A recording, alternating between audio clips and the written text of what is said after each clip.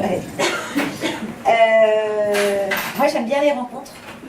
Donc, merci d'être là pour cette rencontre, ces rencontres, parce que je suis accompagnée et de mes collègues et des personnes que j'accompagne. Donc, ça va le son là? Oui. Okay. Donc, je suis employée à domicile, aide à domicile, aide ménagère ou femme de ménage. Les appellations sont multiples selon celui ou celle qui parle de nous. On est à peu près 400 000 en France. Ah, ça va pas le faire là.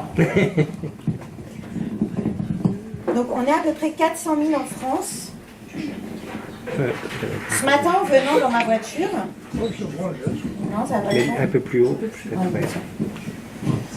En venant dans la voiture, j'entendais à France Info qu'il disait qu'il y avait 240 000 aides à domicile et puis que ça allait poser problème parce qu'il allait bien falloir à un moment donné les vacciner. Mais comme elles ne sont pas considérées comme soignantes, c'était un peu, ça risquait d'être un peu le bordel. Alors 240 000, ils sont en dessous en fait du chiffre, parce qu'on est effectivement à peu près 400 000 à nous occuper donc de millions de personnes, du premier souffle de la vie au dernier souffle de la vie. Parce qu'on parle souvent des personnes vieillissantes, mais en fait on s'occupe aussi des enfants, des bébés, et puis à tout âge en fait, jusqu'à l'accompagnement de fin de vie qu'on peut faire aussi à domicile. On a une mission générique, je vous l'ai dit. Oui. Alors c'est aider à l'autonomie, contribuer à maintenir l'autonomie physique, intellectuelle et sociale des personnes accompagnées à domicile. Contribuer à maintenir l'autonomie physique, intellectuelle et sociale des personnes accompagnées à domicile. C'est beau, non? Moi, j'adore mon métier. Vous le connaissez un peu ce métier? Ça vous dit quelque chose ou pas? Oui. Ouais.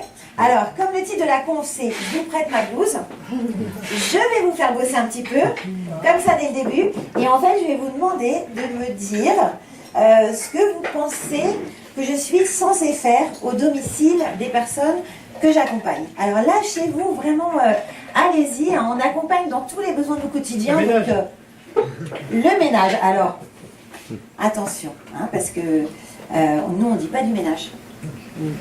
Parce que nous, la langue de bois, on aime ça aussi. Donc nous, on appelle ça l'entretien du logement. Mais je vais marquer ménage, ça va plus vite. Donc ouais, ménage. Préparer les repas, la cuisine. Préparer les repas, faire la cuisine. L'état d'hygiène. Hygiène, donc ouais, état d'hygiène, toilette. Tenir compagnie. Hygiène. Tout à fait. Alors, tenir compagnie, en fait, on le fait tout le temps, qu'on vienne pour l'entretien du logement, qu'on vienne pour la cuisine, mais on a parfois des visites, des prestations spécifiques, où vraiment on vient pour discuter, et dans notre novlangue, on appelle ça des visites de convivialité. La glace. Donc, what else? Les soins médicaux. Les courses. Évidemment, s'il y a cuisine, il y a courses. Les soins médicaux. Alors, soins médicaux, non. Donc, on n'est pas considéré comme soignant. On n'a pas de formation de soignant. Enfin, nous, on se considère comme des soignantes du domicile. Je vais souvent parler au féminin, parce qu'on est quand même à 97% des femmes dans ce secteur d'activité. Donc je me vais me permettre, même si j'adore mes collègues masculins, mais ils savent très bien pourquoi on parle au féminin. Donc non, on n'est pas considérés comme les soignants du domicile, et on ne peut pas, par exemple les médicaments, donc ce sont les soignants qui les préparent, ou la famille, ou la personne elle-même, hein, qui sait. Donc nous on les présente en fait. Juste en disant, n'oubliez pas Madame X de prendre... D'accord Juliette.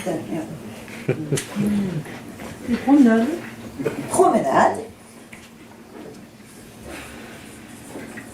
Donc on peut emmener aussi à un rendez-vous médical, alors, acheter une robe. La lecture? Oui, La lecture, ouais, complètement. Lecture, on peut chanter, on peut Ouais. danser, divertissement, des jeux, tout à fait. les loisirs. Les loisirs, les loisirs, ouais, enfin tout ce qui est le lien social en fait. Oui, Hein. oui. Nous sommes des êtres sociaux et on a besoin de tout ça. S'occuper de l'animal domestique. Alors, Est-ce que ça rentre ou pas? en fait, il y a des trucs qu'on appelle les limites de compétences. Ouais. Et du coup, normalement, la personne, si elle a un animal domestique, on estime qu'elle peut se débrouiller toute seule pour s'en occuper. Si elle est plus en capacité de, normalement, elle ne doit plus avoir d'animal domestique. Et vous voyez un peu le truc, quoi, c'est un peu... Vous pouvez plus sortir votre chien? Eh ben c'est pas grave, on va aller le faire piquer. Hein, qu'est-ce que vous en dites? Non, vous n'êtes pas d'accord? Bon. Donc oui, normalement, on ne doit pas changer la litière, on ne doit pas... mais bien évidemment, parfois, on le fait. On n'a pas le droit de couper les ongles, par contre. Hors limite de compétence. Ouais. Parce qu'en fait, la personne peut être hémophile, diabétique, et ça peut vraiment être du coup un problème, voilà. Mais c'est pareil. Moi, j'allais chez Monsieur C. Monsieur C, il était tout seul. Il n'y avait pas d'accompagnement en fait de soignant chez lui. C'est nous qui faisions sa toilette et en fait, il avait les ongles comme ça. Et parfois, alors je le marquais sur le cahier de liaison. J'ai coupé les ongles pour que tout le monde soit bien d'accord. Tout le monde soit bien, en tout cas, au courant, et que, voilà, que ça me retombe sur la tronche si jamais il se passait quelque chose. Mais je ne laissais pas avec ses ongles comme ça, même si c'était pratique pour aller. Est-ce que vous coupez les cheveux? Alors, c'est pareil, normalement, c'est hors limite de compétence. Après, il y a vraiment des discussions là-dessus. Moi, je dis à la personne, franchement, vaut mieux pas que je vous les coupe. Parce que sinon, là, vous sentez vraiment plus. Et puis, évitez d'avoir des gens qui viennent vous voir parce que vous allez avoir trop honte. Mais une fois, il y a une dame qui m'a demandé de lui mettre des bigoudis. Ouais. Oh, j'ai dit, vous avez jamais fait ça? J'ai dit, non, mais j'ai tellement vu ma mère le faire qu'en fait, je vais vous le faire. Et puis, bon, si ça... Donc voilà, il y a des choses comme ça. Mais couper les cheveux, moi, je ne m'y risquerais pas. Et normalement, on ne doit pas le faire. Mais voilà, si j'ai une collègue ou un collègue qui assure bien... moi, je ne verrais pas de difficulté à ce qu'il fasse. Quoi. Changer les ampoules? Interdit aussi. On ne touche pas à l'électricité. Ouais, non. Aucun bricolage? Normalement, non. Non. Même une vis qui est sortie du mur, chose comme ça? Rien? C'est limite de compétence? C'est limite, ouais, hors limite de compétence. Le linge. Lessive et repassage. Alors, c'est l'entretien du linge, exactement. Entretien du logement, entretien du linge. Lavage, repassage, petit ourlet, recoudre un bouton. Ah ouais, non mais dans notre poche, on a un couteau suisse multicompétence, hein, je ne sais pas. Ah non mais c'est clair. Et la...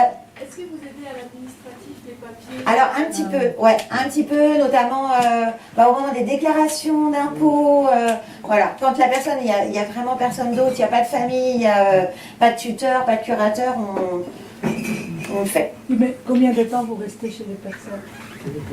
Ça dépend. Au plus bas, là où je suis, c'est 30 minutes. Et du coup? Ah ouais, mais vous faites pas tout. Vous faites pas tout. Et l'aide. Et les enfants alors? Vous disiez du premier souffle au dernier souffle.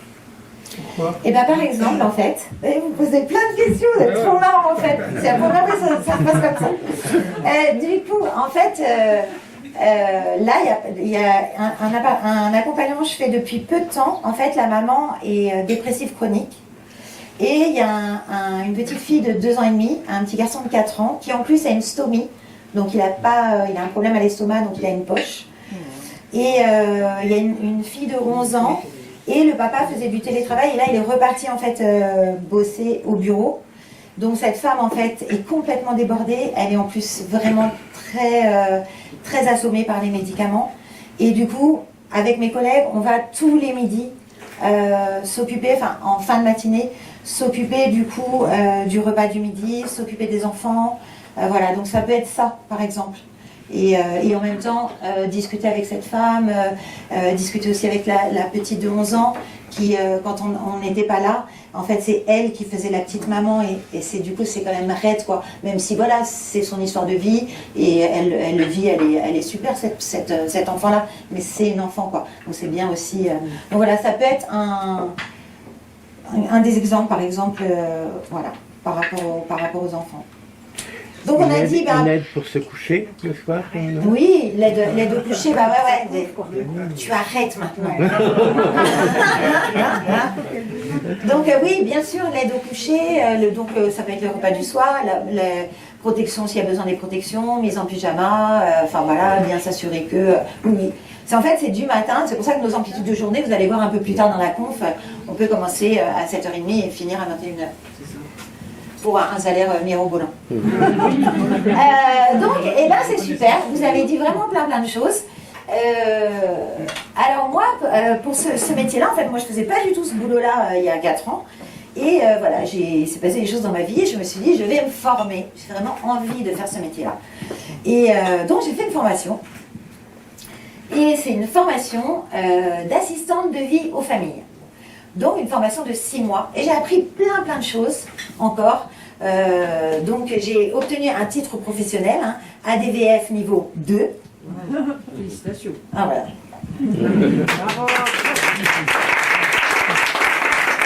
Allez-y bien parce que vous allez voir, c'est vraiment une chance dans ma vie. C'était non, il n'y a pas de concours. Mais, et du coup, j'ai appris plein de choses au niveau des pathologies, pathologies du vieillissement, mais pas que, des rythmes du sommeil, de la diététique, des troubles musculo-squelettiques, les façons de faire des transferts, donc pour amener une personne d'un endroit à l'autre, sans se faire mal, sans lui faire mal bien évidemment, la communication verbale, non verbale, le travail avec les équipes pluridisciplinaires. Alors ça c'est sur le papier hein, seulement, hein. Parce que sinon la communication, il n'y en a pas trop en fait. Donc cette formation c'est des organismes de formation en fait, qui répondent à des appels d'offres de la région. Et donc voilà, donc moi je l'ai fait à un organisme de formation sur Nantes qui s'appelle Retravailler dans l'Ouest.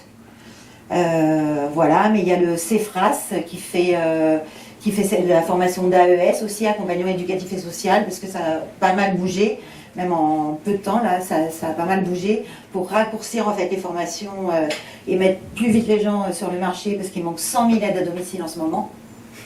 À tout de suite.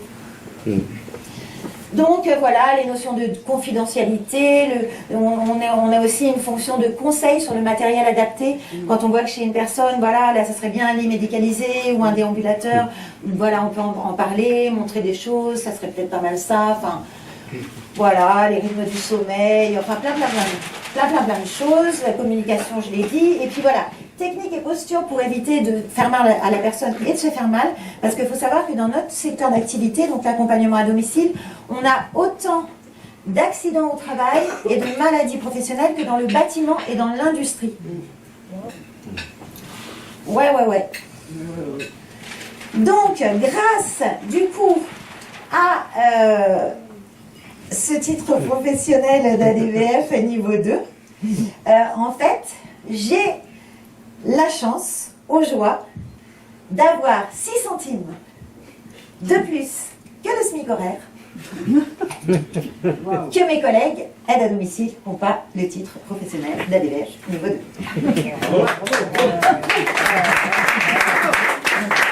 Alors, 6 centimes brut, hein. On n'est pas sur du pognon de dingue non plus, ok? Donc écoutez, super.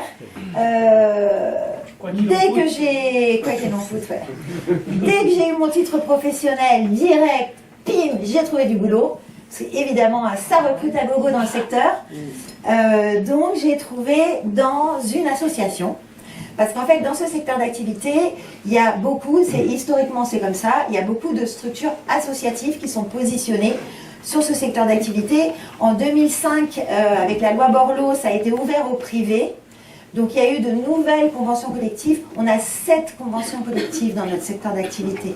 Je ne vous dis pas les disparités entre collègues pour être toujours payé de la crotte. Hein. Mais entre 10 centimes du kilomètre, 32 centimes du kilomètre. Oh là là, moi, grâce à ma convention collective, j'ai 31 centimes 50 du kilomètre. Oh, t'as trop de la chance. Donc enfin, bref. Du coup, j'ai trouvé dans une association et j'ai eu, c'était l'été, j'avais eu mon titre professionnel un 6 juillet, j'ai dû commencer le 10 en fait, pour 1 mois et demi, enfin 1 mois au début, donc dans une association, super, je passe l'entretien, ça se passe bien, je coche les cases et tout ça, je vois bien d'ailleurs la responsable de la structure qui me dit oh, on voit que vous avez un titre professionnel. J'ai l'impression un peu que c'était une erreur de ma part, mais j'ai compris après pourquoi, vous allez comprendre aussi.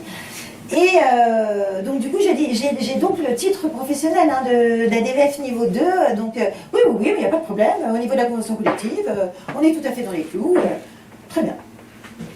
Donc je bosse, premier mois de boulot, ça se passe super bien, donc j'adore, vraiment un métier de rencontre, enfin c'est super, hyper varié, enfin chouette.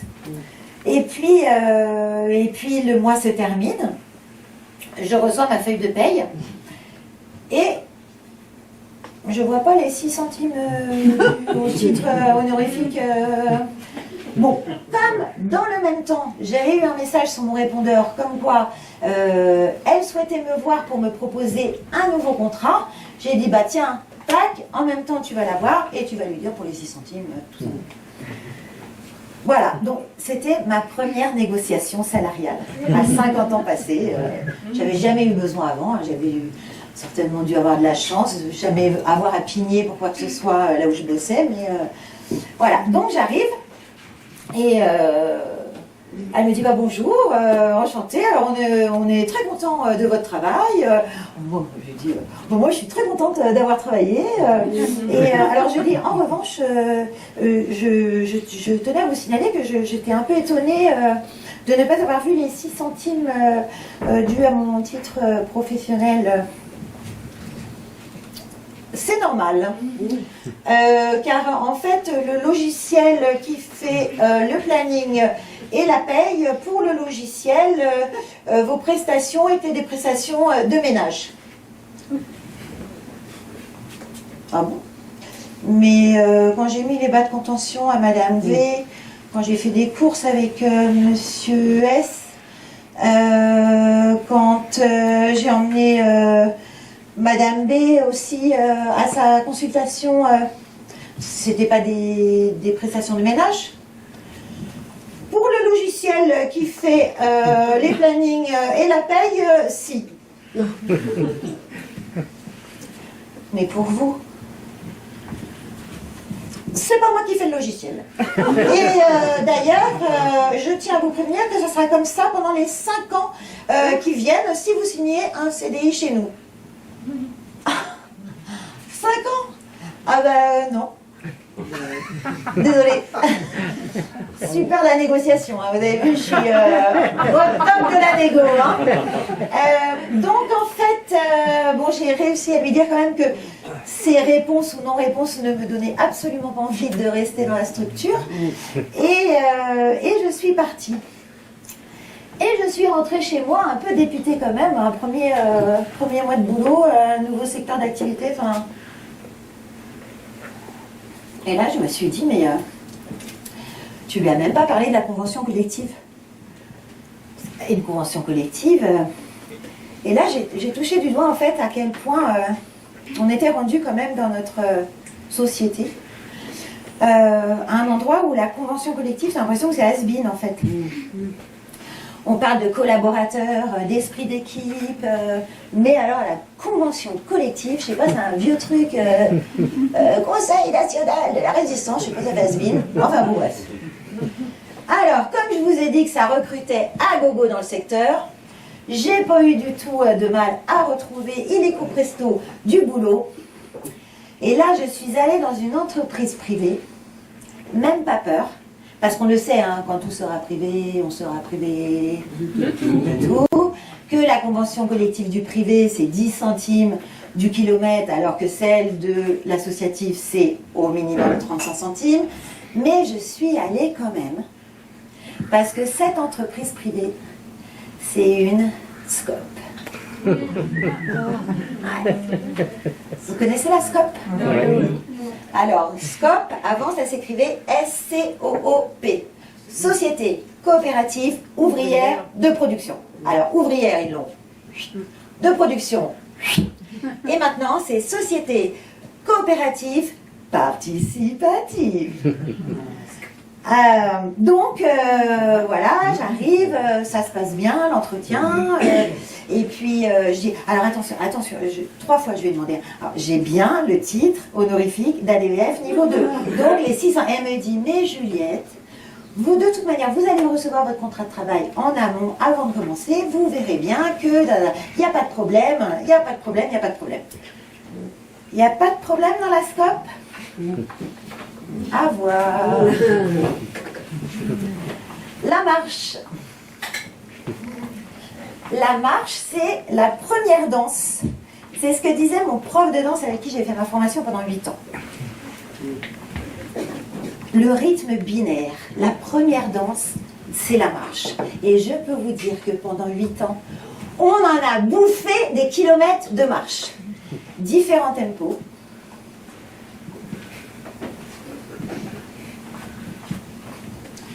Différentes directions. Le poids dans la marche. Les appuis. Le contretemps. La marche avec l'autre.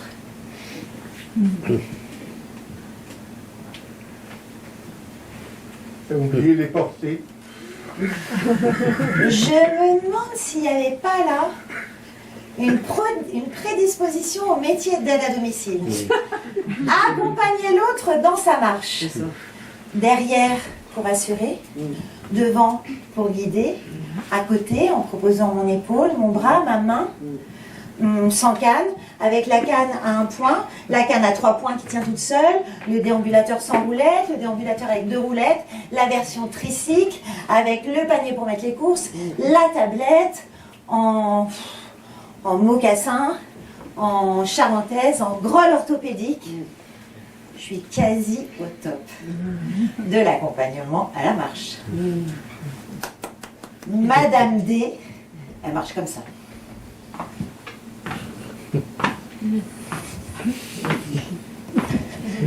Tempo médium,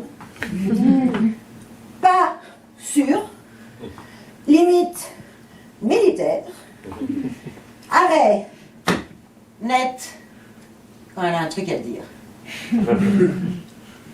Madame D, c'était ma première visite de convivialité.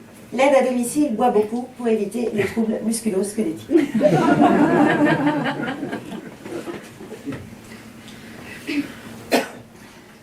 Madame D, elle vit dans un EHPAD.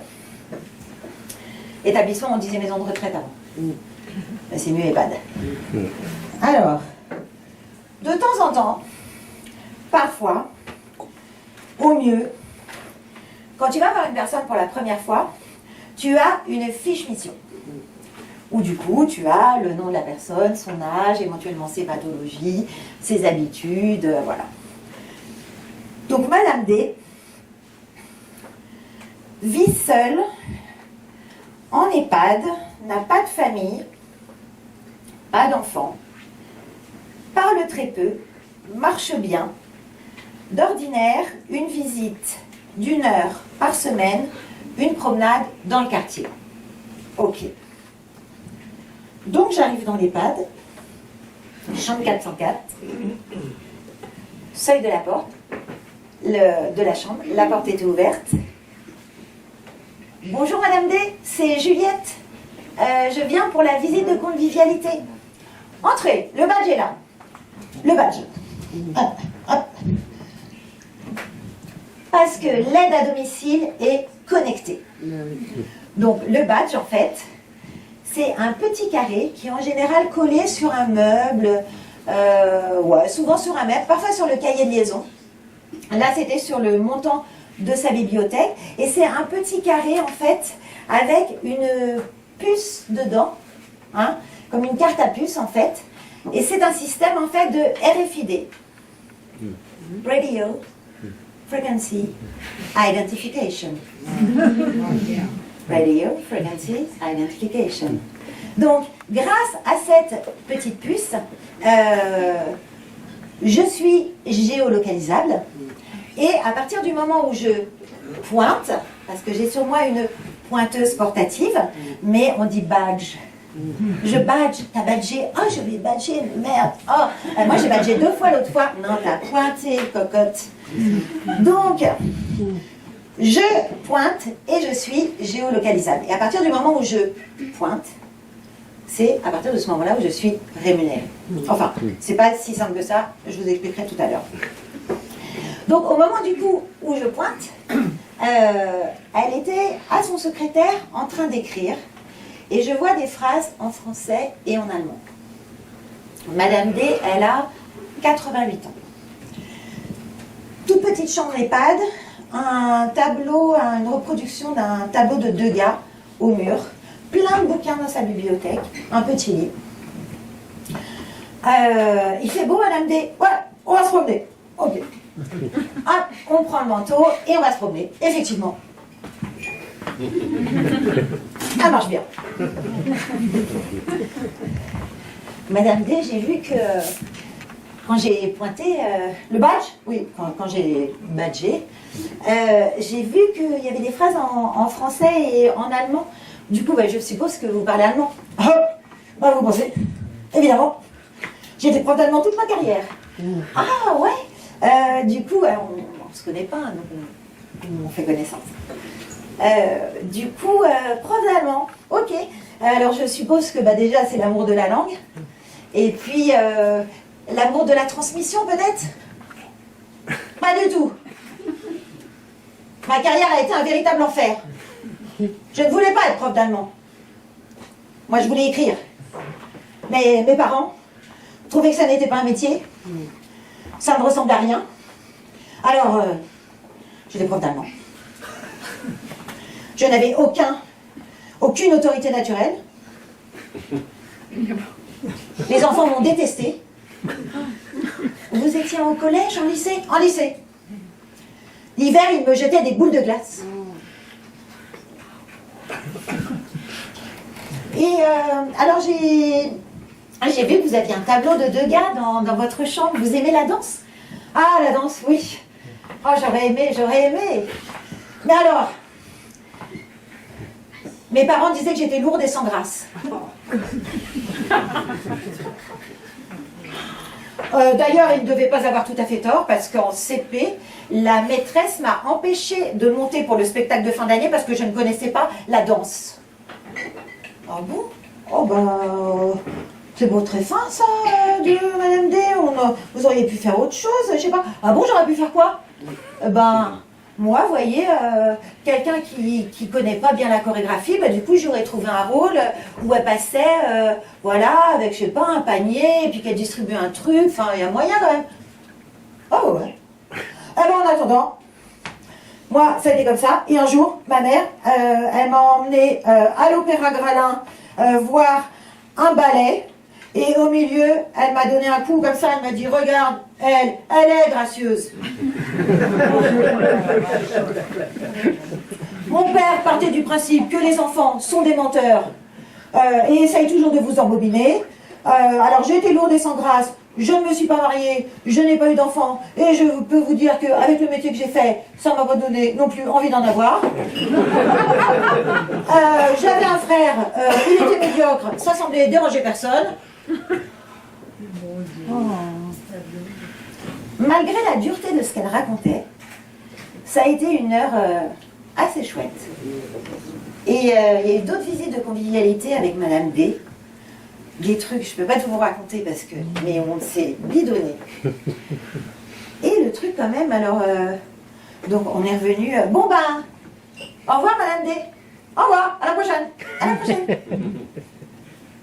Elle m'a dit en fait que...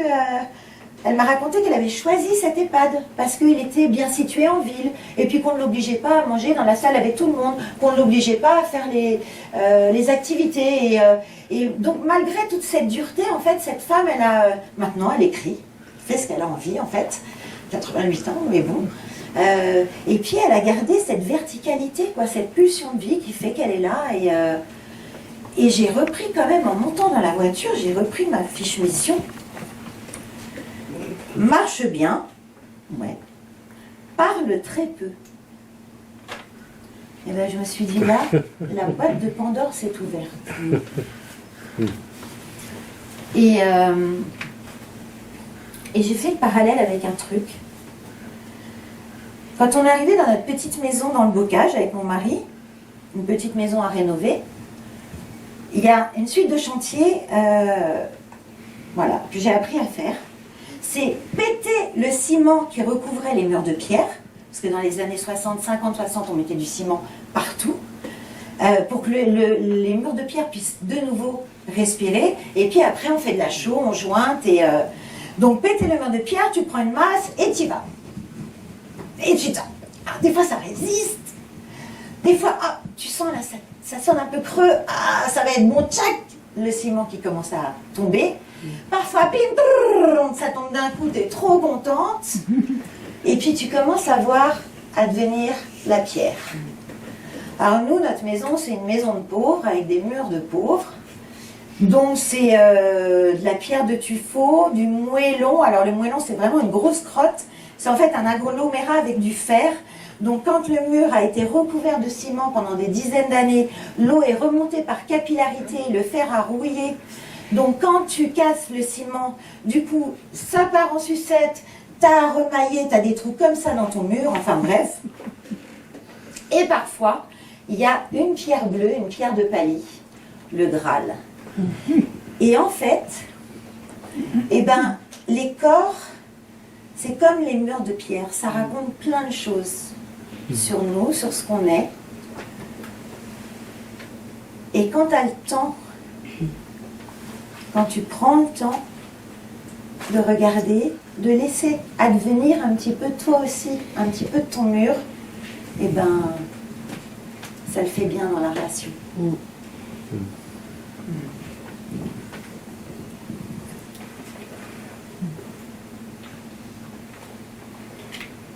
Je vous ai dit comment je m'appelle ?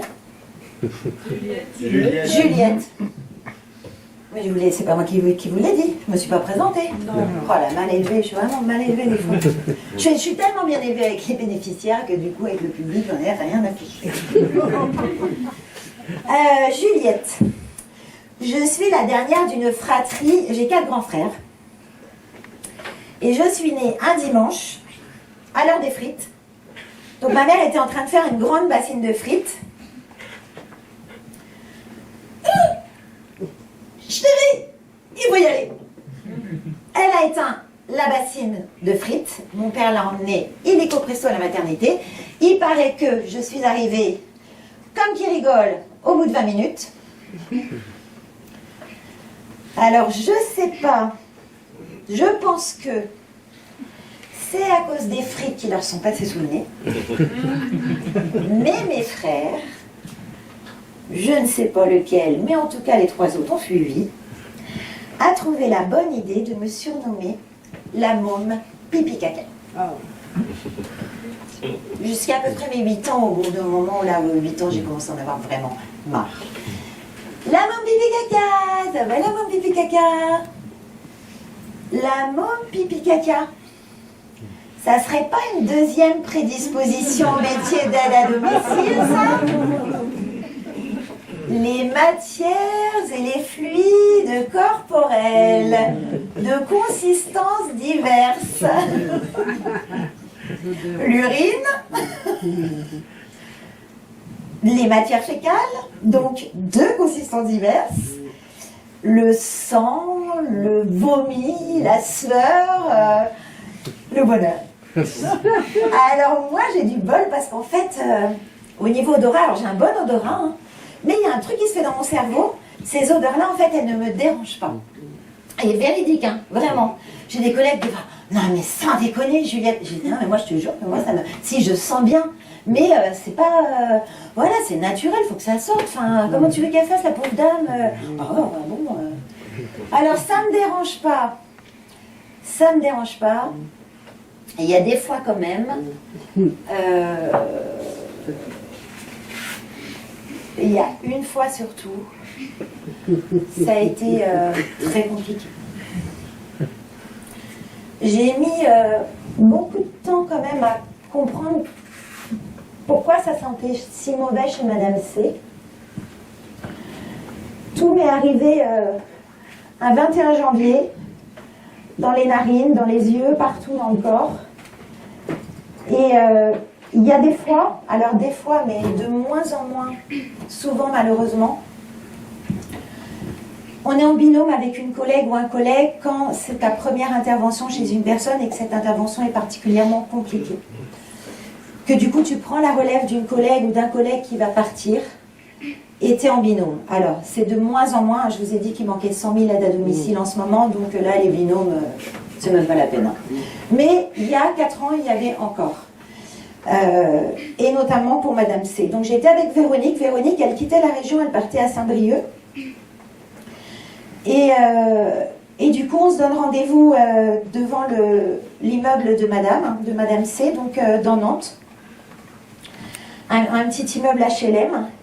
Et j'arrive, on rentre, et puis juste avant de rentrer dans l'appartement de Madame C, au premier étage, elle me dit bon, tu vas voir, ce qui est compliqué chez Madame, c'est l'odeur. Ok. T'as des gants? Ouais. Mets-les. Ok. Donc, hop, je mets les gants. Elle ouvre la porte. Et je la suis dans un petit couloir. Alors, attends Véro, attends, 2 secondes. Ah, puis je les aime pas ceux-là, en plus, ils sont pas poudrés, là. Ouais, j'arrive. Donc, elle ouvre la porte, un couloir, je monte et... Oh, putain!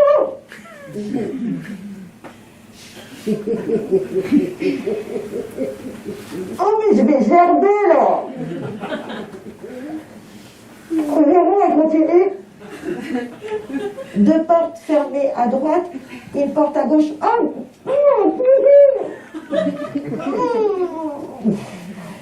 Véro se retourne, elle me fait... Respire par la bouche.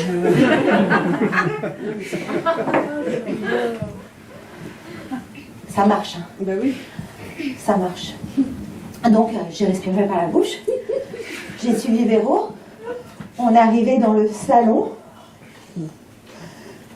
Bonjour, Madame C. Madame C était là, coincée dans un fauteuil type confort électrique.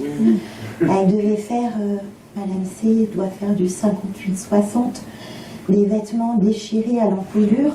Là, les jambes nues. Il y avait une flaque en bas de son fauteuil. La télécommande du fauteuil était dans la flaque. Une serviette entortillée autour d'une roue.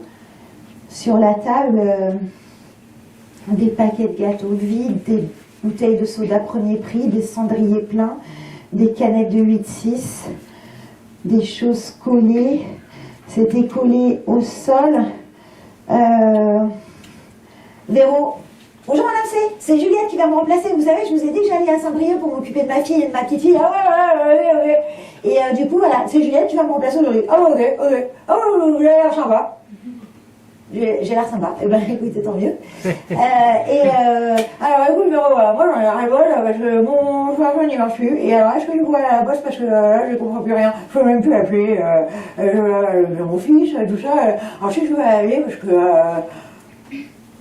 Ok, alors Véro me regarde, donc on a 2 heures d'intervention, 2 heures le lundi, 2 heures le mercredi, 2 heures le vendredi.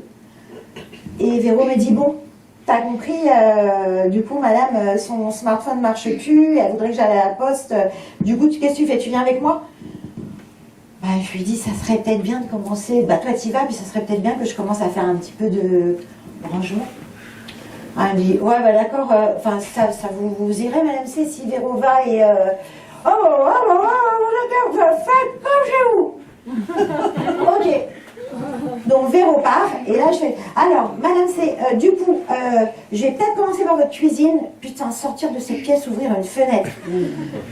Ouais, du boulot dans la cuisine. Ouais, je crois que j'ai vu, il y a du boulot dans la cuisine. Et dans la lingerie aussi. Dans la lingerie aussi. D'accord, il y a une lingerie, ok. Du coup, je vais dans la cuisine. Oh putain, la cuisine, la fenêtre, la fenêtre. Respire par la bouche, respire par la bouche. Alors, je vais, oh là là, oh les trucs, c'est quoi les têtes de crevettes des, oh là là. Alors, je vais vider l'évier. Oh, je commence à vider l'évier parce que comme ça je pourrais faire la vaisselle après. Dans la poubelle, oh putain, merde, la poubelle est pleine. Madame C, vous avez des sacs poubelles? Sac poubelle, tu rigoles, je pris ça tout, un sac en plastique là, qui va traîner quelque part. Ok, un sac en plastique quelque part. Ok, d'accord, tac, hop, dans la lingerie, ok. Ah putain, la lingerie. Mais comment c'est possible?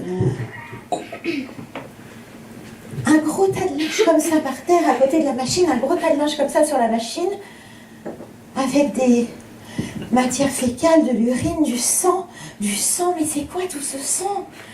Madame C, elle a 66 ans, elle n'a pas ses règles, elle a plus ses règles. Alors, prioriser les interventions, il disait en formation. Prioriser, tu fais un truc, pendant ce temps-là, tu peux faire un autre truc. Je vais lancer une machine, comme ça, pendant ce temps-là, je pourrais faire la vaisselle. Non, chercher le sac plastique pour la poubelle, et ok. Alors, hop, je commence à trier le linge, je mets... Oh, vous vous êtes fait mal, Madame C, parce que dis donc, il y a vachement de sang là, sur vos... La Parkinson, ça refait le tour des règles. Oh bah ça c'est... Alors ça, leur truc chimique, hein, ça vous soigne d'un côté, ça vous fiche mal de l'autre. Oh bah je l'ai dit, hein. Alors tac, je mets la machine en route, yes. Le truc là, tu sais, t'arrives juste à faire tourner une machine, t'es heureuse quoi. Et j'entends la porte qui s'ouvre. Véro déjà, cool. Je me retourne. Dans l'encadrement de la porte, une femme, âge 35-60, une canette de 8-6 à la main, une clope dans l'autre. Bonjour, je suis Juliette, l'assistante de vie de Madame C. Serrage de main, gants poignet. Bonjour, je suis la voisine, je viens prendre un café.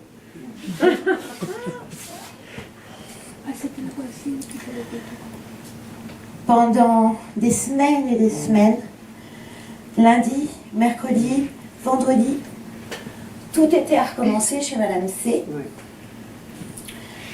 Parce qu'en fait, Madame C, donc elle est obèse, Parkinson, j'ai compris longtemps après qu'en fait, elle n'arrivait pas à se mouvoir toute seule. Madame C, en fait, elle est pauvre, elle est très mal entourée. Madame C, elle a été femme de ménage toute sa vie. Et puis à 5 ans avant la retraite, on lui a trouvé un Parkinson, déjà assez sévère, qui en fait... qui a empiré très vite. Donc bah, sa retraite, voilà. Et Madame C, en fait, elle a juste sa voisine qui vient la voir de temps en temps. Sa voisine, elle est schizophrène et alcoolique. Alors c'est pas du tout un jugement de valeur, hein. Qu'on soit bien d'accord. Mais c'est la seule personne qui vient voir Madame C. Madame C, elle boit pas de café, elle boit pas d'alcool et elle fume pas. Mais elle achète au moins le café pour sa voisine, qui picole, qui fume et qui boit du café. Madame C, elle boit juste du soda premier prix de chez Aldi. Le vendredi, je fais les courses pour Madame C, 37 € par semaine là, pour les courses. Elle n'a pas d'argent pour les protections, parce que ça coûte cher les protections. Elle n'a pas d'argent pour le téléphone. Et j'ai jamais entendu parler d'un homme chez cette femme. Je sais qu'elle a 3 enfants, il n'y a plus qu'un fils qui répond encore quand je lui passe mon téléphone professionnel pour qu'elle appelle son fils.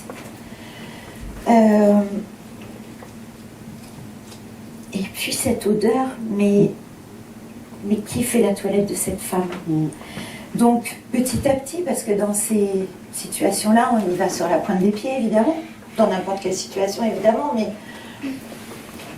Et puis comme elle était parfois très tendue, là, avec sa maladie, un jour, je lui dis, puis je voyais qu'elle avait des coulures sur ses... Enfin, il y avait toujours un peu d'urine qui traînait. En revanche, la salle de bain était toujours nickel.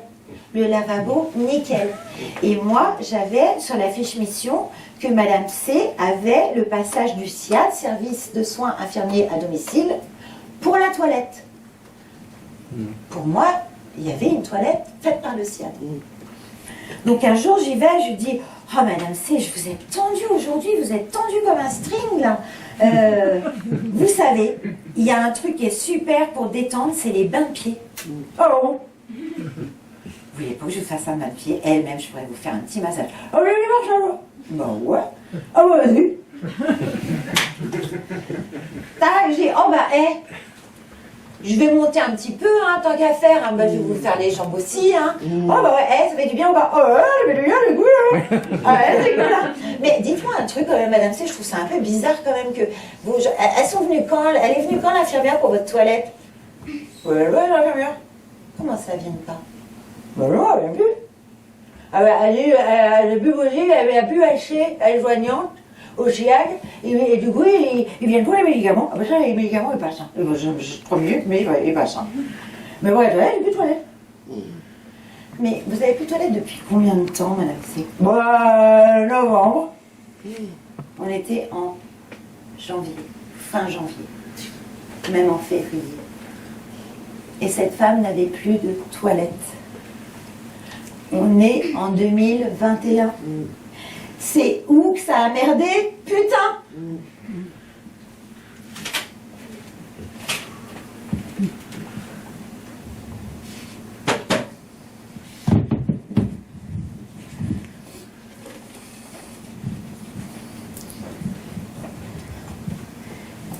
Dépêche de l'agence France Presse du 17 octobre 2019.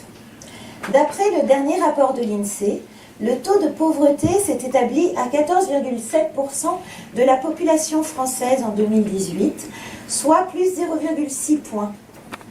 Toujours d'après l'INSEE, cette évolution est principalement due à la forte hausse des revenus financiers chez les plus aisés et touche prioritairement les femmes.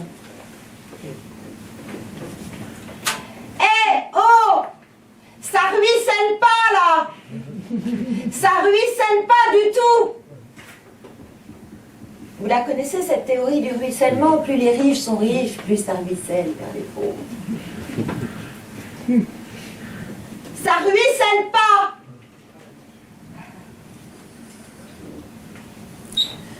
Aide à domicile. L'écrasante majorité de mes collègues sont des femmes. Notre boulot, c'est un temps partiel, c'est un temps morcelé. Ça, ce temps morcelé, il est subi. On ne peut pas faire autrement, enfin. C'est comme ça pour l'instant. C'est-à-dire qu'on commence tôt le matin, on travaille jusque tard le soir. Et dans notre journée, on a des temps de rien, puisqu'on n'a pas d'intervention. Donc on peut avoir jusqu'à 2 fois 2 heures dans la journée de coupure, comme ça. Où on ne peut pas toujours rentrer chez nous, parce que parfois on travaille loin. C'est un temps partiel subi, quasiment tout le temps. En fait, notre salaire, c'est un salaire à 3 chiffres. Il y a très peu d'aides à domicile qui sont à plus de 1 000 € en fait. Donc tu pars de chez toi à 7h30, tu reviens à 20h30, donc à cause des temps sans intervention qui ponctuent ton planning. En plus du travail le week-end, parfois c'est un week-end sur 3, des fois 1 sur 4. Moi, dans la SCOP, c'est 1 sur 2. T'as intérêt d'avoir un compagnon ou une compagne qui assure à la maison. T'es maman solo, je dirais, pas de peau. Donc nous sommes des femmes précaires pour nous occuper des personnes fragiles. Julien Maillet, le vice-président de l'Union nationale de l'aide, des soins et des services au domicile, l'UNA, il explique en fait que chaque coup de pouce qui pourrait revaloriser notre salaire passe par les fourches codines du ministère de la Santé. Excusez-moi, c'est le... Aïe, c'est mon foie qui réagit quand je prononce ministère de la Santé. Je vois la tronche, au début c'était Agnès Buzyn, là quand j'ai commencé le boulot, maintenant je vois Véran. Puis alors je vois Brigitte Bourguignon aussi. Alors Brigitte Bourguignon c'est notre ministre de tutelle. Vous en avez déjà entendu parler de celle-là? Elle est horrible. Donc il poursuit, Julien Maillet. Nos négociations sociales sont encadrées chaque année lors de la conférence salariale qui attribue une enveloppe financière à la branche. Il explique que ça fait 6 ans que l'enveloppe tourne autour de 1%, donc en dessous de l'évolution du SMIC, ce qui laisse quasiment aucune marge de manœuvre aux structures pour nous augmenter. Ouais, c'est ça. Mais, et que du coup, tous les accords collectifs sont soumis à un agrément donc, qui est donné par les pouvoirs publics, mais aussi l'Assemblée des départements de France, et ils sont systématiquement retoqués. Le dernier en date, c'était une demande de revaloriser le taux horaire de 0,4 centimes. Ça a été retoqué. En fait, depuis que j'ai écrit la conf, il y avait une des mesures qui devait être une des mesures phares, une des réformes phares du quinquennat Macron. Non, c'était pas l'abandon de l'ISF. Enfin ça, pour le coup, il l'a fait. C'était la loi Grand Âge. La loi Grand Âge, c'est une loi en fait qui était censée, alors il n'y avait pas que les aides à domicile, pas que le secteur de l'accompagnement à domicile, mais c'était censé justement faire un travail collectif pour revaloriser notre métier et travailler sur nos conditions de travail. Il a été repoussé 5 fois, ce projet de loi, 5 fois, dont la dernière fois ces derniers mois-là. Donc de toute manière, c'est mort. Hein. Il n'y en aura pas, en tout cas sous ce quinquennat-là, il n'y en aura pas. Et on se rend compte en fait que, alors en plus de cette histoire de conditions de travail et de salaire, il y a aussi le fait que nous sommes à 97% des femmes. Parce qu'à niveau de diplôme égal, moi mon titre honorifique d'ADVF niveau 2, là que je rigole avec mes 6 centimes, c'est un diplôme de niveau 5, un niveau CAP. Et bien, à niveau égal, de diplôme égal, niveau CAP, un homme qui fait boucherie, parce qu'on sait que boucherie, c'est un secteur majoritairement masculin. Un homme qui fait boucherie, il va toucher les salaires, hein, la grille des salaires. Alors après, dans la grande distribution, ça peut être différent, mais chez un artisan boucher, il va toucher entre 200 et 600 euros de plus qu'une aide à domicile. Donc, dans notre société, un homme qui découpe, certes, avec talent, de la viande morte, est mieux considéré et mieux rémunéré qu'une femme qui accompagne des personnes vivantes dans tous leurs besoins du quotidien. Alors, je vous parlais tout à l'heure de ces histoires de temps de travail là. Donc je vais vous montrer vraiment une journée type. Parce qu'on parle comme ça, là, bah oui, ouais, partout le matin, avant de nanana. Mais je vais vous montrer. C'est une vraie journée, hein, que j'ai prise sur mon smartphone, là. Parce qu'on a notre patron dans la poche, hein, en plus de tout. Alors, tac, je vais sauter une page. Journée type. Première intervention, 8h chez Monsieur C. Fin de journée, 20h15 chez Madame H. 8h, 8h45. Aide au lever, petit déjeuner. Monsieur reste au lit en général, donc je change quand même sa protection. Et il passe la matinée au lit, puis après il se débrouille pour se lever. 45 minutes d'intervention. 8h50, 9h50, donc j'ai 5 minutes pour me rendre chez la dame d'après. Elle habite vraiment pas loin, ça au niveau du temps de trajet, il n'y a pas de souci.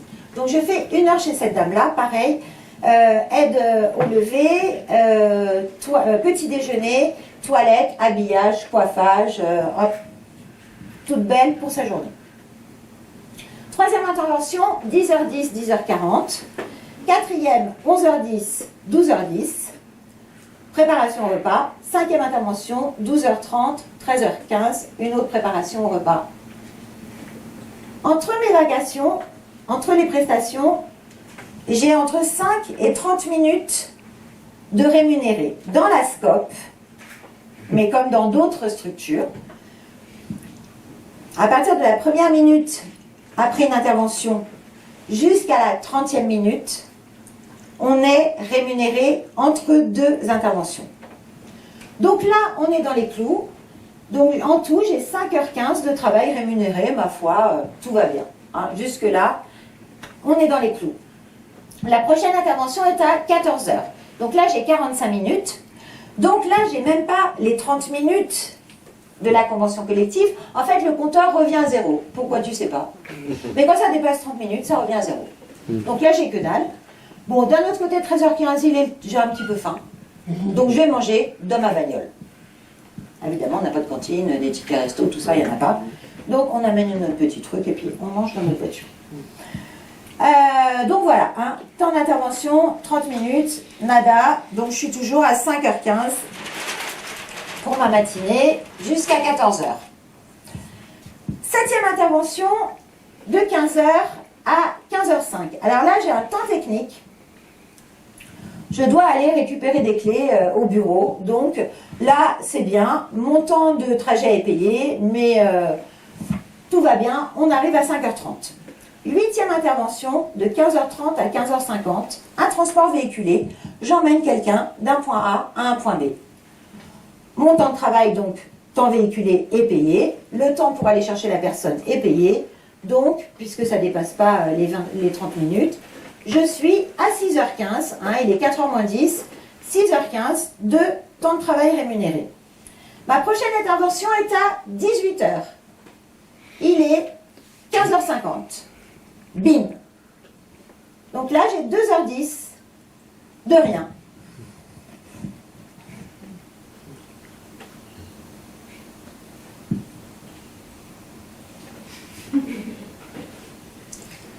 J'attends.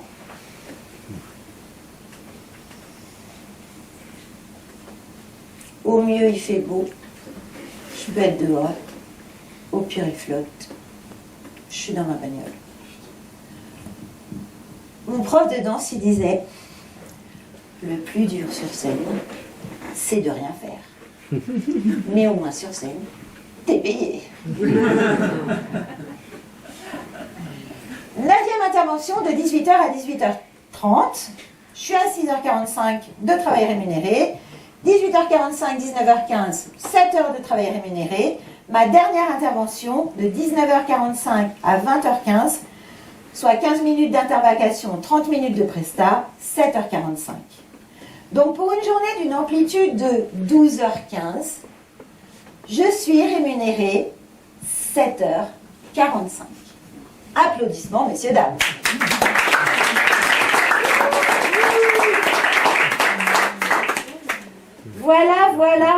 Voilà. Alors, quand j'expliquais ça à Thierry Rouquet pendant la formation, il me dit, non mais Juliette, c'est le retour du travail à la tâche, ça. C'est du travail à la tâche, c'est le retour des tâcherons du 19e siècle. Oh Thierry, on a quand même un contrat de travail. Ok, t'as un contrat de travail, mais t'es comme les Uber et les Deliveroo en fait. Franchement, là il faut... Ah ouais. Je gueule depuis. Pour l'instant, ça n'a pas changé, mais je gueule et on est de plus en plus à gueuler. C'est bien. Bah ouais, il va falloir. C'est avec le Véran, la Bourguignon et Tutti Quanti, là, il y a du boulot. C'est là, ils viennent de nous sortir en plus un truc, là, parce que comme elle voit que ça gueule, c'est je m'occupe du compte Twitter du collectif. Donc tous les jours, je tweete, puis de temps en temps, je la tag. Je ne sais pas si vous savez, mais du coup, je vais Brigitte Bourguignon. Qu'en pensez-vous, Brigitte Bourguignon? Donc un jour, paf, elle nous a bloqués, dis donc, elle en avait trop marre de... Donc on a gueulé, hop, elle nous a remis... Parce que du coup, on est quand même, on commence à être nombreux, on est plus de 5000 maintenant, en fait, dans ce collectif, où du coup, ça relaye les infos et tout ça, et ça va très vite, en plus, avec les réseaux sociaux. Donc, Brigitte Bourguignon a bloqué le collectif, ça fait, donc elle nous a remis. Bon, ça ne change pas grand-chose à notre salaire, mais du coup, comme il y a eu quand même pression de plus en plus, et puis qu'on fait des actions qui sont quand même aussi visibles, là, elle se dépêche de faire une loi qui s'appelle Génération Solidaire.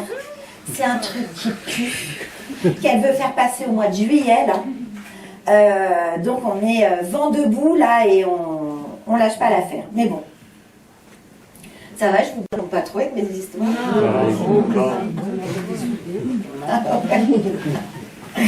Mais c'est un boulot qui est génial, quoi. C'est terrible parce qu'il y a plein de gens qui ont envie de le faire et qui commencent. Et je veux dire, les filles, elles partent. Mais évidemment qu'elles partent. Comment tu veux Moi, nous, on est là. On est. Comme je dis, bah, t'es maman solo, tu peux pas. Moi, je veux dire, ma maison, elle est payée. Mes enfants, ils sont autonomes. Mon mari, il bosse. Enfin, voilà, c'est horrible parce que tu te dis, t'as des boulots. Alors là, on va te recruter chez Amazon dans un entrepôt. Des boulots de merde qui n'ont aucun sens. Et là, ce travail-là où il manque des gens en plus. Parce que les baby boomers, là, ils arrivent au stade des papy boomers. Donc là, il faut du monde, là. Non, mais c'est vrai. On dit, il manque 100 000, mais dans 2 ans, ça va être plus qui va manquer. Hein. Mais je vais vous donner juste des petits, comme ça, des petites interventions, des différentes sortes d'interventions pour ponctuer un peu, pour vous donner des petits moments comme ça, à part Madame D, Madame C. Il y a Madame A. Et Madame A, elle a des troubles cognitifs, ça y est, là, elle est partie enfin en famille d'accueil. Je ne savais pas, en fait, il y a des familles d'accueil pour les personnes vieillissantes aussi. Vraiment, alors là, pareil, hein, c'est les accueillants familiaux, c'est aussi un statut, mais mon Dieu, quoi. Mon Dieu, puis eux, c'est pareil, c'est du H24, quoi. Et Madame A, la première fois que je suis allée chez elle, la responsable de secteur m'avait dit, tu vas voir Juliette, elle est adorable, mais alors elle est barrée, quoi. Ok. Donc tac, je sonne, et elle m'ouvre, puis elle était... Bonjour. Ah, apparemment je vous dérange pendant votre déjeuner. Oh mais j'ai presque fini. En plus je grignote, moi je grignote comme ça. Donc hop, je la suis. Et là, la pâtée du chat. Et elle mangeait la pâtée du chat. Et je vois en fait dans la gamelle du chat, il y avait le beefsteak haché. Et Madame A, en fait, le truc c'est ça. Cette femme est géniale, mais qu'est-ce qu'on s'est poilé ensemble, toujours hyper partante pour... On va faire un tour. Oh oui, on va faire un tour. Toujours hyper contente et tout ça, mais au niveau de l'alimentation, mais du coup je demandais parce qu'on venait juste d'arriver sur cette prestation. Avant c'était un autre organisme où apparemment ça s'était pas bien passé du tout. Et la responsable de secteur m'a dit, Juliette, ta carte blanche, essaye de trouver, parce qu'en fait le problème c'est comme tu peux rien laisser dans son frigo parce qu'elle donne tout à son chat qui bouffe rien, la pauvre. Elle regarde les trucs, des fois je dis mais elle mange pas de carottes râpées, vous savez madame. Vous par contre, oh mais pourquoi tu manges pas les carottes? Donc du coup, bah t'achètes pas de frais. Mais la dame elle va pas pouvoir manger que des boîtes. Donc bah, qu'est-ce qu'elle a fait Juliette? Elle a amené sa glacière. Donc comme ça elle pouvait manger et on cuisinait ensemble. Et puis du coup j'avais dit à la boîte, bah, mon temps de repas en fait vous me le décalez parce que moi je vais manger tous les midis avec Madame A parce qu'en plus elle kiffe de manger, qu'on mange ensemble, c'est vraiment la fête et tout ça, puis en plus elle voit que je m'occupe bien de mes stinguettes, je m'occupe bien de mes stinguettes, oh elle est contente, elle aime ça, ouais vous savez les pâtés pour chat, du coup c'est pour les chats, et en général ils aiment bien, et vous kiffez votre beefsteak vous maintenant, ah bah oui c'est très très bon, hein. Donc trop bien, franchement j'ai adoré Madame A. Monsieur R, lui il a 50 ans, enfin c'est R, il a 50 ans, il a passé 30 ans à la rue, et donc à 20 ans il s'est enfui de sa communauté parce qu'en fait il a été torturé depuis son plus jeune âge. À 20 ans il s'est enfui du coup, et il a vécu 30 ans à la rue, et là on l'accompagne avec 2 collègues masculins. C'est son premier logement, c'est dans un foyer social de Nantes. Et ben, du coup, on lui apprend tout en fait. Parce que R, en plus d'avoir des démons, parce que vous imaginez bien torturé pendant 20 ans, c'est-à-dire qu'il a les membres qui ont été cassés plusieurs fois, il a le crâne qui est... Ah ouais. Donc il prend des médicaments, hein, il a vraiment des grosses, des grosses terreurs, quoi, des angoisses énormes où il peut péter des câbles totales. Et c'est un homme qui est d'une gentillesse, il est tout petit comme ça. Et à croire qu'ils l'ont mis dans une caisse, je sais pas pourquoi qu'il grandisse. Enfin, ah ouais, non, mais vraiment un truc horrible, quoi. Et du coup, on lui apprend comment se faire un peu de la bouffe, entretenir un logement, faire des courses, comment on gère un peu son voisinage, parce que dans ce foyer-là, il y a d'autres personnes. Et donc, des fois, c'est génial. Des fois, enfin, on arrive à essayer de faire un truc, un lapin à la moutarde, ou un je sais pas quoi, ce qu'il aime bien. Et puis, des fois, on arrive, il est en boucle, ça va pas. Il est complètement... il a tout pété dans son logement. Du coup, tu repars et tu montes dans ta voiture et t'es dégoûté. Mais voilà, ça fait partie du boulot aussi. Il y a monsieur et madame H. Alors, elle a une DMLA. C'est une maladie de la macula, une maladie des yeux. En fait, elle est quasiment aveugle, madame H. Trop marrante. Mais quasiment aveugle. Et monsieur, lui, il n'a pas... Donc, tous les deux, ils doivent avoir 82, 83 ans. Lui, il n'a pas de pathologie particulière, mais il est sur le canapé. Devant Rex. Il aime bien regarder Rex à la télé. Vous connaissez Rex? Non. Vous perdez rien. Et moi, j'ai pas la télé, mais alors quand il est à domicile, je connais toutes les émissions, tout. Donc Rex. Donc lui, il n'a rien de particulier, mais en fait, il a tout lâché. Il veut plus rien foutre. Il veut même plus parler à sa femme. Et elle fait tout. Elle est quasi aveugle, hein, mais elle fait tout. Alors du coup, moi, je l'aide je vais faire les courses. Je l'aide à ranger, je l'aide quand à changer les draps. Du coup, j'essaye un peu de... Monsieur H, vous pourriez peut-être un petit peu faire un truc, hein vous m'embêtez, hein. Ah ouais, je sais, mais ça va pas s'arrêter de sitôt. Donc elle, du coup, elle est... Et du coup, chez eux, je fais la con. Parce que c'est un truc que l'aide à domicile doit savoir faire aussi. Je fais la con, et du coup, ils rigolent, et du coup, des fois, ils se parlent. Trop bien. Elle me dit, non mais Juliette, vous savez, après, quand vous partez, c'est fini. Hein. Eh ben, à mercredi. Bon, il y a des trucs horribles, mais je vais vous raconter pour finir une journée de rêve. Mais vraiment.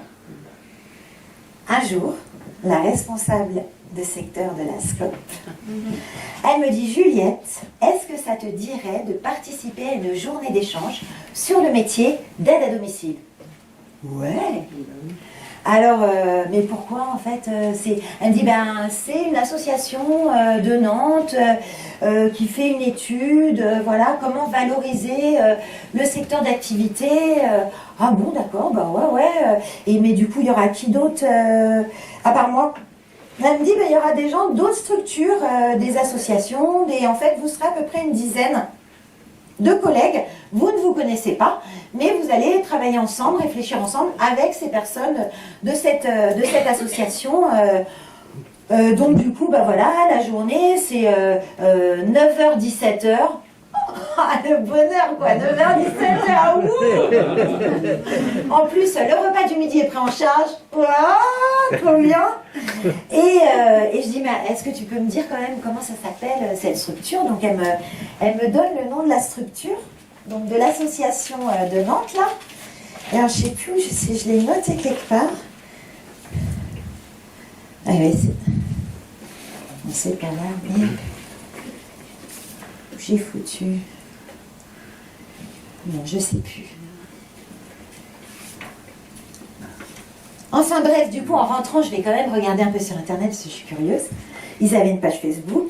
Et puis, il y avait marqué un truc genre N et A deux fabuleuses ambassadrices des métiers de l'accompagnement à domicile vont vous faire passer une journée, genre, ça a l'air hyper bien ce truc-là, trop bien. Donc du coup, j'arrive trop contente. Donc le café, l'accueil, le café, donc on discute un peu. Donc il y avait 8, on était 9 en tout, donc j'avais 8 collègues, donc on fait connaissance, il y avait un homme. On fait connaissance, super, et puis du coup, là, on s'installe dans le cercle, là, contenant bienveillant. Et avec les deux fabuleuses ambassadrices, et ça, j'avais bien noté, hein, deux fabuleuses ambassadrices, hein, c'était bien marqué. Et puis, alors, elles nous disent, bon, alors, cette journée, vraiment, c'est une journée pour vous. Donc, faut que ça soit vraiment le plus positif possible, le plus vraiment tranquille, sans choses qui nous perturbent, vraiment bien. Alors, ce qu'on vous propose pour commencer, parce qu'on voit que vous avez commencé à discuter ensemble, voilà, très bien, c'est bien, vous avez fait connaissance.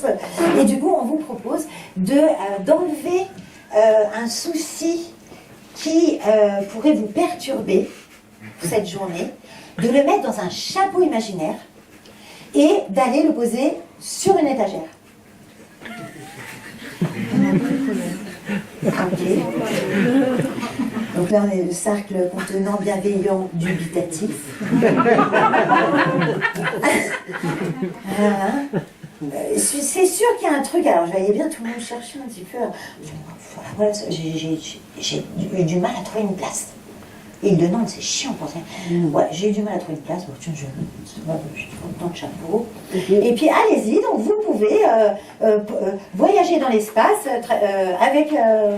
trouver votre place pour mettre votre souci dans votre chapeau. Ok. Voilà, tu vois, là. Séquence émotion. Oh non, voilà, tiens, oh, ben je vais le mettre là, mon souci, là, tout le monde, elle est bitote. Et on revient dans le cercle. Et aussi, si pendant la journée, il y a quelque chose qui est un petit peu difficile, vous avez un joker. D'accord, trop bien, un joker. Plus de problème dans la tête et un joker. Yeah. Et donc là on commence. Alors donc il s'agit de réfléchir au secteur d'activité, comment faire pour le valoriser. D'accord. Donc elle nous propose de dire ce qui est positif, parce que cette journée va être positive, ok? Ok? Positive.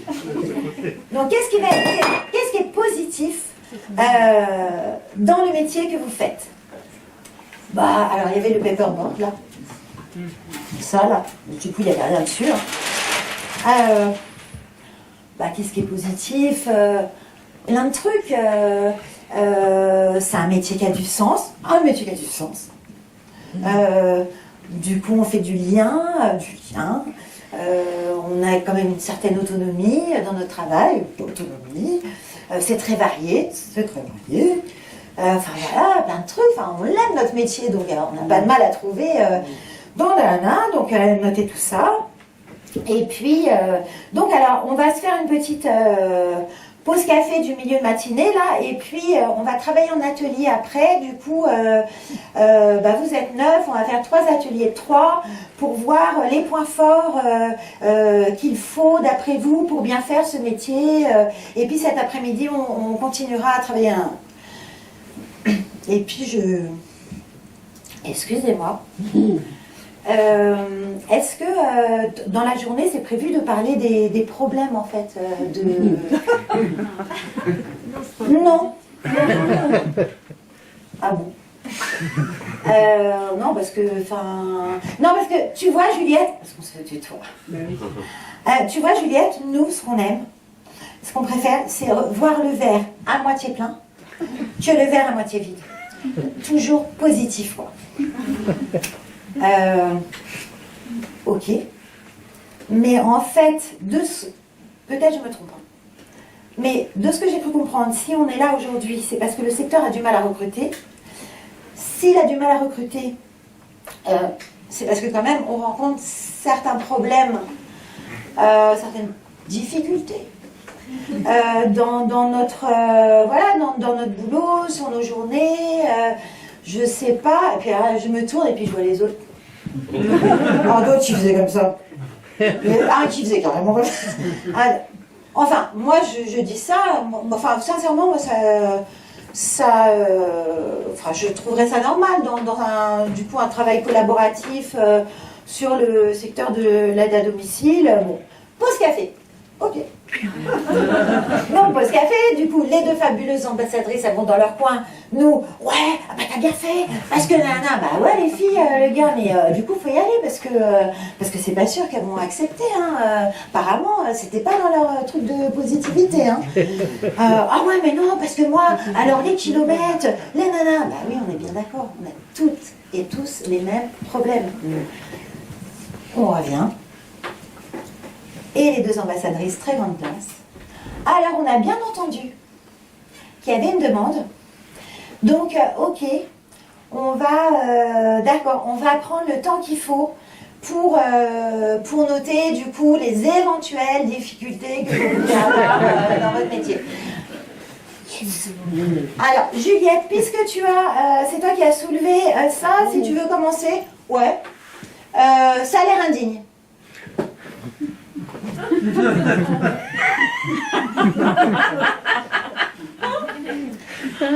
J'ai l'impression de travailler comme un robot. Manque de formation. Pas de reconnaissance de nos supérieurs. Épine, évidemment. Les frais kilométriques, le temps d'attente, les amplitudes, blablabla, épine.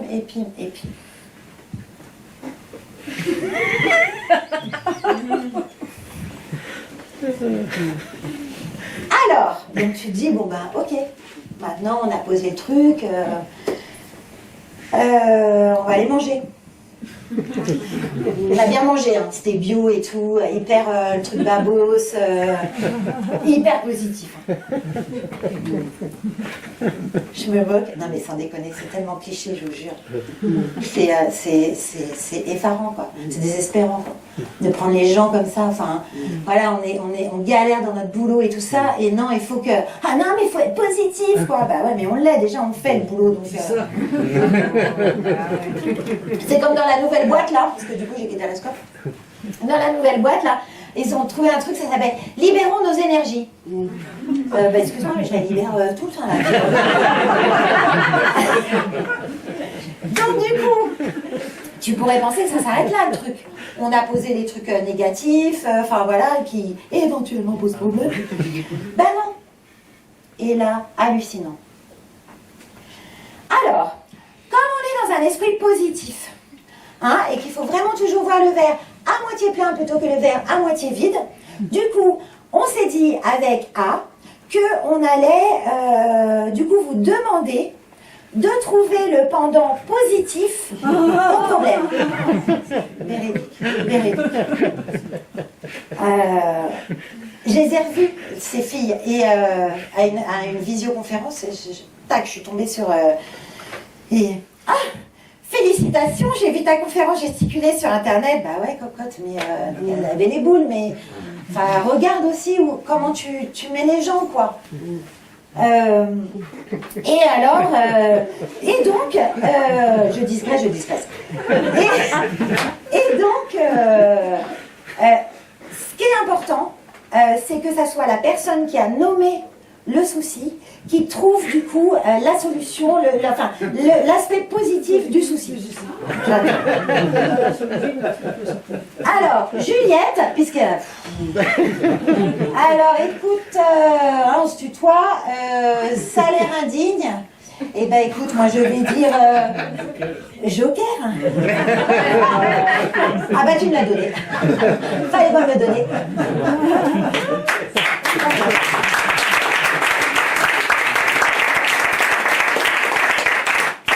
Et ce qui est fou, c'est que les personnes ont trouvé.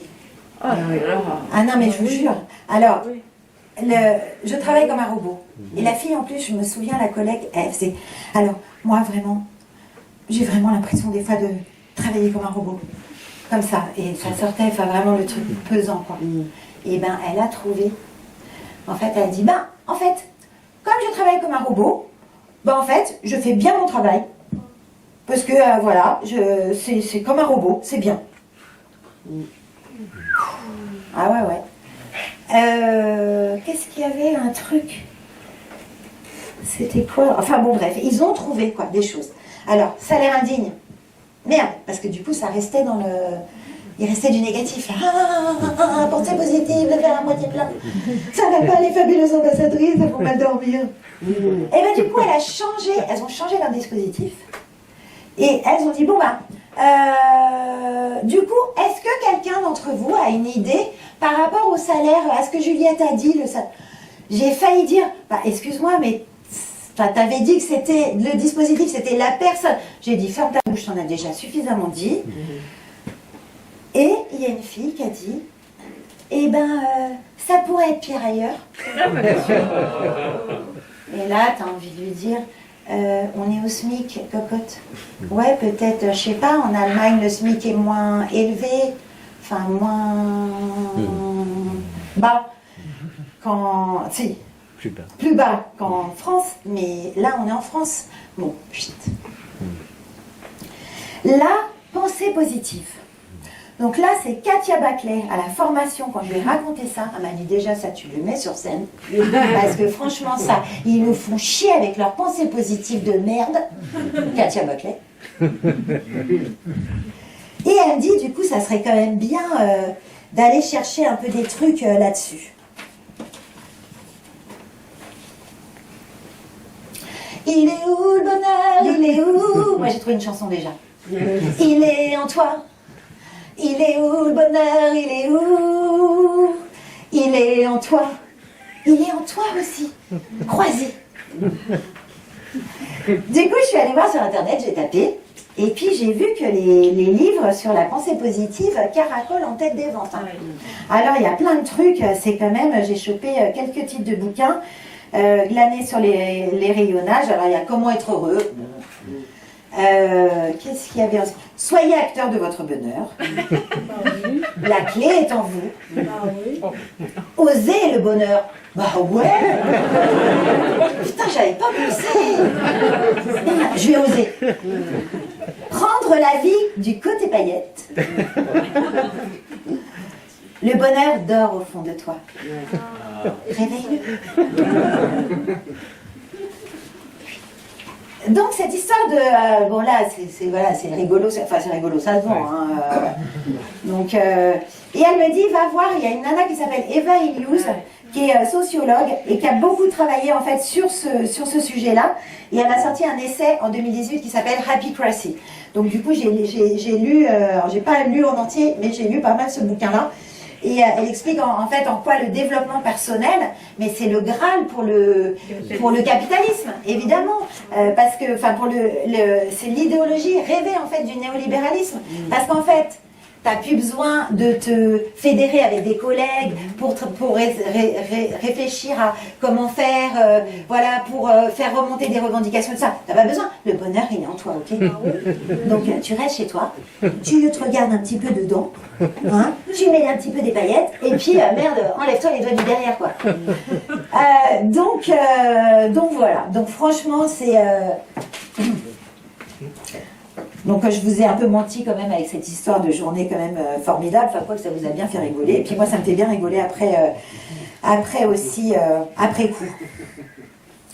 Donc dans notre société en fait capitaliste ultralibérale, il y a encore un État, fais gaffe le foie, un gouvernement qui tente avec la sémantique du « en même temps » de faire croire qu'il sert encore à quelque chose pour le bien commun de nous toutes et tous.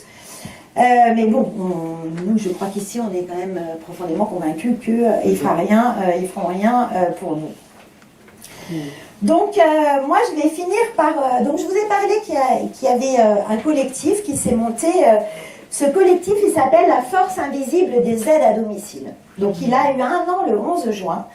Et c'est une femme, Anne, qui habite à Bordeaux, qui est aide à domicile, et elle qui fait les nuits. Parce que, en fait, aide à domicile, c'est H24. Hein, évidemment, les gens ont besoin tout le temps. Il y a des gens qui ont des angoisses, et puis même des gens, enfin voilà, il faut rester la nuit chez eux. Donc Anne, elle fait principalement les nuits, et il y a eu une nuit où ça a été vraiment très compliqué, et où elle est rentrée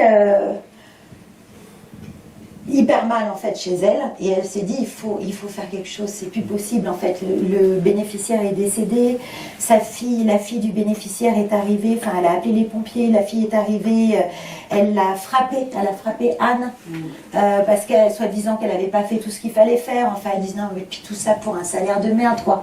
Donc là elle a dit il faut faire quelque chose, donc elle a monté ce collectif,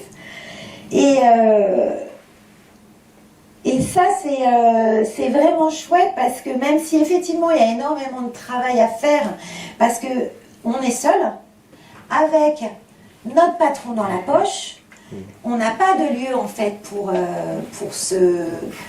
discuter, pour s'organiser. Donc en fait là pour l'instant on le fait par Facebook, on arrive à se faire des visios, on s'est fait des groupes de travail, on arrive à faire des actions, on fait des prises de parole, et de plus en plus on met des affichettes sur nos bagnoles avec, du coup ma voiture elle est garée pas loin là, vous pourrez voir, il y a les affichettes avec nos revendications, il y a de plus en plus de collègues qui osent le faire.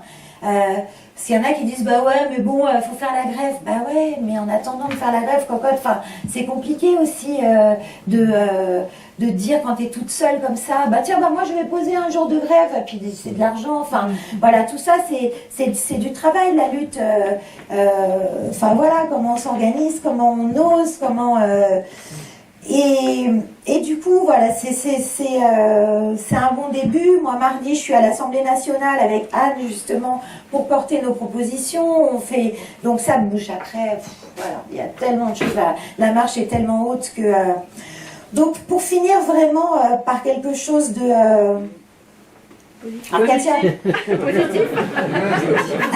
ouais, de positif, même si c'est effectivement un texte, ça reste un appel, et donc c'est un texte de Pierre Rimbert qui est journaliste au Monde Diplo, et qui a écrit en fait qui a fait ce texte en forme d'appel à un soulèvement futuriste, donc moi je l'espère quand même futur proche. L'histoire de notre bataille commencerait ainsi. Nous exigeons les moyens de bien faire notre travail. Depuis des semaines, les auxiliaires de vie, puéricultrices, aides-soignantes, infirmières, enseignantes, nettoyeuses, agentes administratives avaient prévenu. Faute de voir leurs revendications satisfaites, elles se mettraient en grève. Et ce fut comme si la face cachée du travail paraissait à la lumière. Les cadres et professions intellectuelles, les femmes d'abord, puis les hommes à contre-cœur, durent à leur tour quitter leur poste pour s'occuper de leurs parents dépendants, de leurs nourrissons, de leurs enfants. Le chantage affectif échoua. Parlement, bureau, rédaction se clairsemaient. En visite dans une maison de retraite, le Premier ministre expliqua sentencieusement à une gréviste qu'1 minute suffit bien à changer une couche. Des études d'ailleurs le démontraient. Au regard qu'elle lui lança, chacun comprit que deux mondes s'affrontaient. Après 5 jours de chaos, le gouvernement capitula. Les négociations sur la création du service public universel s'engageaient avec un rapport de force si puissant que le mouvement gagna le nom de Second Front populaire, celui de l'ère des services.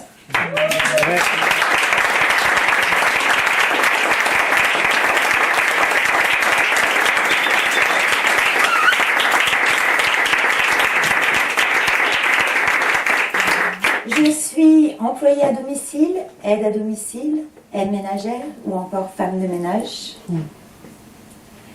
Je contribue à l'autonomie physique, intellectuelle et sociale des personnes. Contribue à l'autonomie physique, intellectuelle.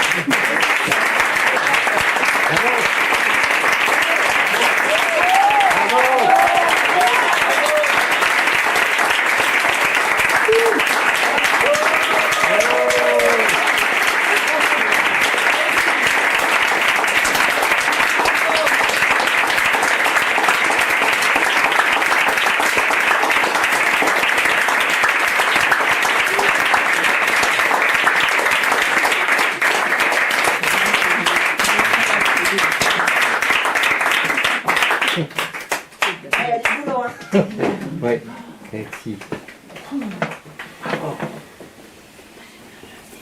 Merci. Bah, si vous voulez échanger, il y a des trucs à dire, il n'y a pas de problème.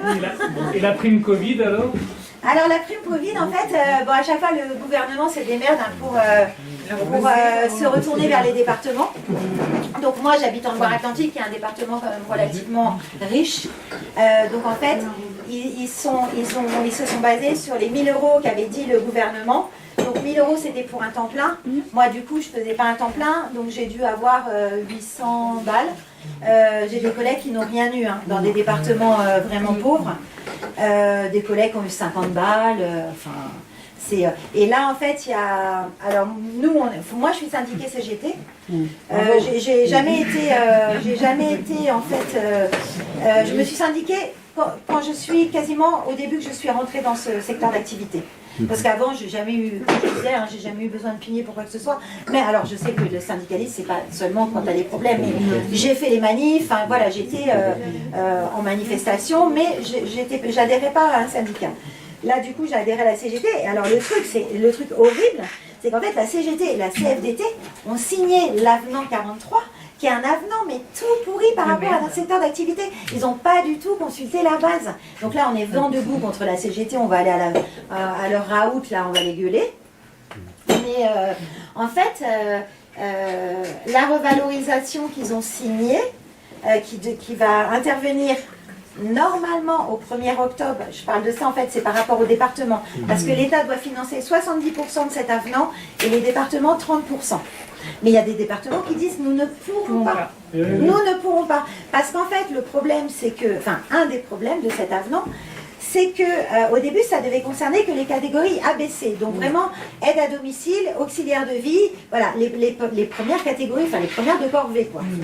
Mais les gens des bureaux, les administratifs, ils ont gueulé, ils ont dit ouais, pourquoi nous, là pas, non. Nous aussi, on a besoin, ouais, enfin, c'est nous qui avons un salaire à 3 chiffres. Hein. Après, je suis pas contre que les cadres aient aussi une augmentation de salaire. Mais du coup, moi, je vais avoir 2 € par mois d'augmentation. Parce que en fait, eux, ils n'arrêtent pas en fait de dire que c'est 13%. Sauf que c'est 13% au bout de 10 ans d'ancienneté. Mais les collègues qui ont 10 ans d'ancienneté dans l'aide à domicile, il y en a pas. Il y en a, mais c'est peanuts en fait. Il y en a très peu. Il y en a très peu. Il y en a plein comme moi qui ont débarqué. Ça fait 6 mois, 3 ans, 4 ans, mais 10 ans. Et du coup, en fait, et les catégories, les cadres, eux, il y en a qui vont avoir des 300-400 €. Ah, mais c'est complètement dégueulasse. Et CGT et CFDT aussi. Peu importe le département, peu importe les régions, peu importe. T'as des départements. Et donc on décide qu'est-ce qu'on met. C'est les départements qui se retrouvent à devoir payer. C'est ça. Et puis tu as des départements qui ont déjà dit, la Haute-Loire par exemple, ils ont déjà dit niet. Et voilà. Donc ça encore le gouvernement en fait qui se défausse pour un truc en plus qui est tout pourri, qui va pas du tout. Voilà, parce que l'aide à domicile qui veut arriver dans le métier, elle n'aura rien. Elle va commencer comme nous on est là. Donc c'est. Et c'est horrible parce qu'en fait, il y a quand même une chose qu'il faut que vous sachiez. En fait, je dis, ouais, si vous avez des trucs à dire, en fait, c'est moi qui continue. Bourguignon, Brigitte Bourguignon, qui est odieuse en commission. Enfin, moi, je regarde un peu des fois les commissions parlementaires, parce que moi, j'aime bien François Ruffin, et je sais pas comment alors il s'énerve des fois après, alors, parce qu'il y a vraiment du bois. En fait, elle a trouvé une solution. Enfin, elle a trouvé une solution.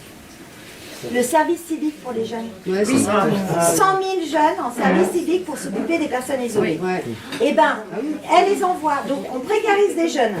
Au lieu de revaloriser des professionnels, on va précariser des jeunes, on va envoyer au casse-pipe. Parce que va t'occuper de Madame A, qui mange la pâtée. Non, c'est très bon la pâtée du chat.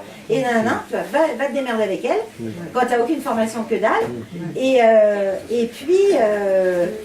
Et puis elle va envoyer aussi mettre des bénéficiaires dans la difficulté, quoi. Parce qu'ils vont se retrouver avec des personnes. Alors je dis pas que tous les jeunes, parce qu'ils sont jeunes, ils savent.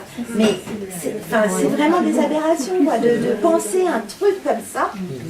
Parce que c'est 580 balles par mois, un service civique. Voilà. Donc c'est vraiment.